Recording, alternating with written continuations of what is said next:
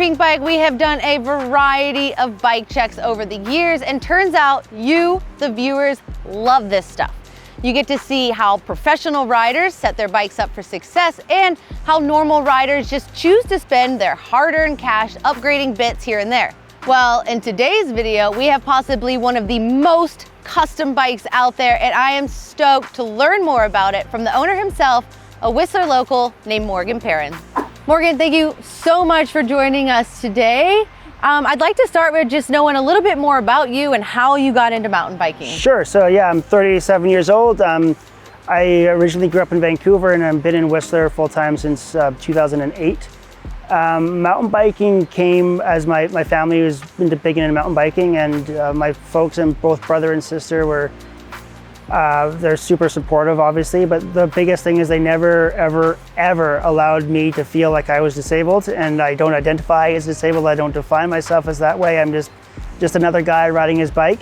I just have a few changes there. But the biggest thing was just my family was big into it, and we started just in the UBC and Dammit trails, and then in high school I got into North Shore riding through a program in high school, and then after that was up in bike park with friends and whatnot, and Chilcotins and stuff with the family as well. That's pretty awesome. And so tell us about your limbs.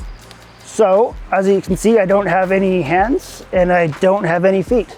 So I was born like that. There's no reason that has been identified to me as of yet. It's just a mystery, but I've never let it ever get in the way of anything that I wanted to do, and it certainly has not ever held me back by any stretch of the imagination. I mean, you've been mountain biking for a while, but at what point were you like, I love this so much, like I'm getting a new bike, I'm going all in on creating a setup that works for you? Probably in high school. Yeah. So in high school, when I was doing the riding on the North Shore, it had a similar setup, but not quite as cool as this. It was a hardtail, actually. It was a Norco Rampage hardtail with a 24-inch rear wheel and a 26. How dare they call it a Rampage? Yeah, and hardtail. I swear to God, that thing weighs more than this e-bike does. I swear, it was a hardtail, like 5 inches of travel, riding North Shore trails when I was like 14 or 15, I guess it would have been. And I really loved it. And I kind of did already because I was doing some mountain biking, and when we were kids, my folks we'd go to Chilcotins in the summertime and rent a place and do the float plane drops and stuff like that. So we got into that pretty heavily, my brother, my dad, and I. And my sister too, actually, when she was really young. But this was a progression of like 15 or 20 years almost now of trial and error. And this is just the latest product of that. This is a relatively new to you bike. Who helped you create all of this? How does this work? So with the prosthetic being drilled through the bar, there's actually a steel bar that goes through the bar so it doesn't collapse on itself. And then the brake lever being upside down, that was actually done at a bike shop that's not even a bike shop anymore, called Cycle Path in Vancouver. And the gentleman that did it there, his name's Dario, and he was a guy out of Mexico. So that's where the original design was, which is essentially this. Yep. The guys that did the prosthetics for me most recently are BD Mitchell Prosthetics in Nanaimo. And they've made the feet that I have on my feet now. And these are the biker feet? These are just for biking, because you can't have walking feet on a bike. That's crazy. And just explain to us the brake setup here then. Sure. So essentially it's moto style right now. So the left hand is the rear brake, the right hand is the front.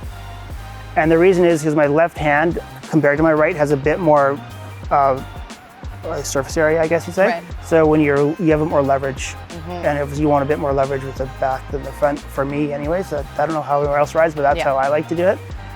Essentially, so they did that. They put the lever upside down.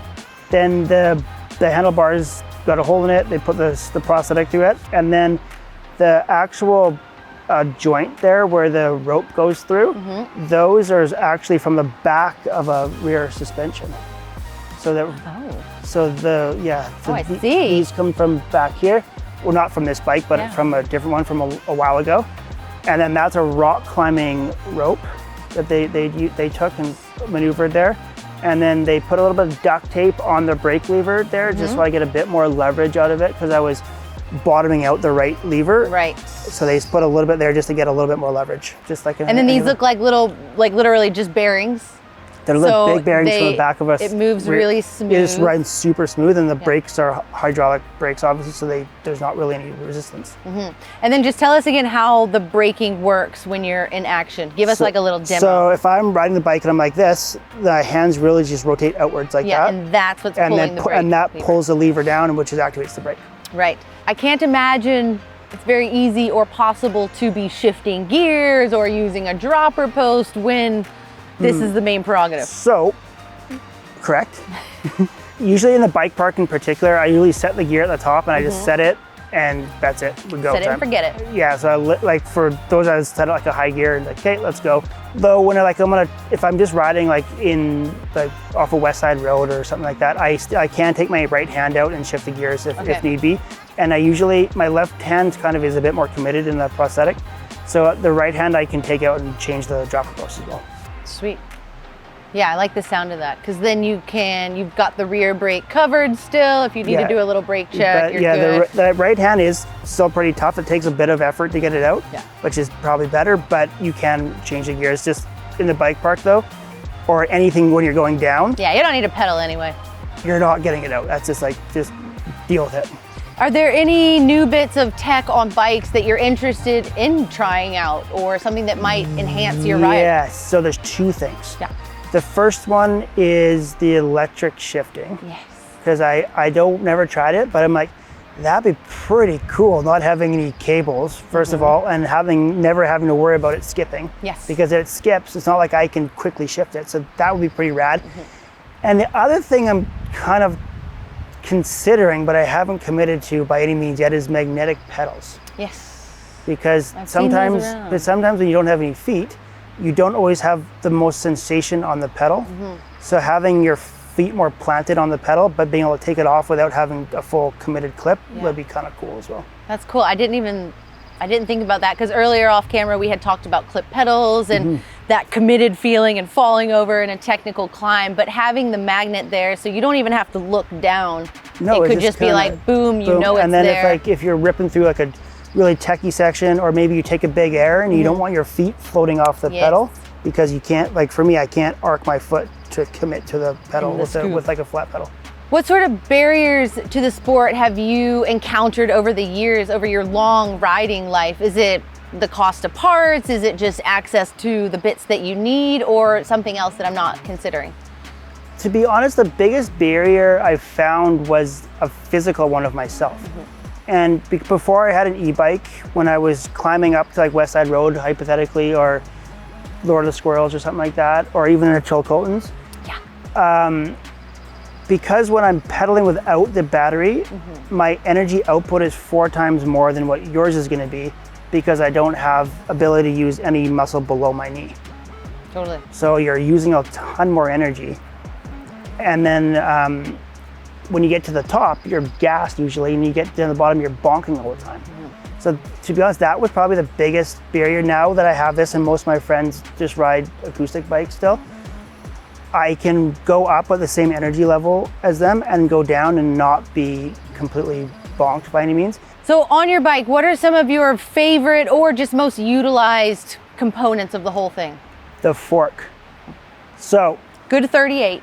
Yeah, I had a RockShox Lyric before, and on my previous bike, and that was a really good fork too, but this one just has a bit more travel, a bit beefier, so like I stiffen it up quite a bit, just because with my way my hands are in the prosthetics, I have to put my body weight quite a bit forward, because it's not like I can lean back quite as, I can pretty well, but not as same as someone with fingers. So having that commitment and support through the fork has been really, really, really helpful. That's awesome. Would you upgrade anything on here? You're pretty happy with your build? Well, to be honest, I'm super happy with it, but I don't know what it's like to ride something better, because it's not like I can go from one bike to the next, so it's hard to really say. Like the only thing, the Z RockShox might be kind of fun. I've heard good things about that. But I do like having a single crown fork though, not a triple crown. Morgan, what do you get from biking that you just can't get anywhere else? Okay, I got a good answer for you. It's an ability of freedom. So even though I don't define myself or identify myself as a disabled person by any stretch of the imagination, when I am biking or skiing, for that matter, I get the same feeling. If people don't know that you're missing your hands and feet, they wouldn't know. And I love that feeling of just being the same as everybody else. Blending in. Because sometimes when you're walking around without, you're noticeable. Not that it bothers me or anything like that, it's whatever, it's just what it is, but you do get some staring and whatnot. And when you're riding your bike and you can really go fast and you're maybe better than somebody else who has hands and feet, it's a good feeling. And I am a bit competitive. I will acknowledge that right off the bat. I'm a certainly competitive person.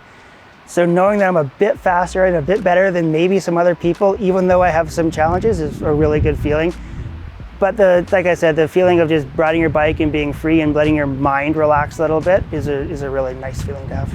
Morgan, what were some of the challenges that you faced in getting a bike that works for you? Maybe just some helpful information for other people out there that might be struggling with the same setbacks. Well, it took a long time, first of all, and I had to tweak the bike that's going to best suit me and not try to be a cookie cutter by any means of like, oh, everyone's got this bike or this bike's cool or this or that. It's like, no. Just get a bike that's you're stoked on, that works for you. So this bike obviously isn't that much different than a regular, like a similar bike other than the handlebar. Oh. If it didn't have a crazy setup on the handlebar, you probably wouldn't know. I guess the biggest thing is just to be patient, because if you have an idea and you have a potential goal that you're trying to reach in terms of maybe it's biking or whatever it might be in terms of life in general, perhaps, is to be patient, to stay with the process, and eventually you'll figure it out. Thank you so much, Morgan, for all the information today. Is there anything else we didn't cover or you just want to share with the viewers at home? I would love to. First of all, I'd love just to thank my wife and my little girl, Lila, for their ongoing support and being my best cheerleaders in terms of just everyday life and having fun and enjoying life the best they can. And always to both my parents for being there supportive and their ongoing support as well as my brother and sister my brother lives in LA and my sister in Vancouver. I don't get to see them super often, but if they do see this, then a shout out to them as well. And of course, all my friends who are into mountain biking and skiing and I've traveled around the world with and skiing and everything else, it's a shout out to them, because without you guys, I certainly wouldn't be here. I really, really enjoyed my chat with Morgan today, and I am so appreciative that he was able to share his experiences and show us his bike, and also hopefully inspire a lot more people to just get a bike and have a go. If you have any questions for Morgan, or for some reason myself, throw those in the comments below. I'm sure he'd be stoked to answer as many as he can. And thanks for watching today. Hope you enjoyed the video, and if you did, subscribe to the channel.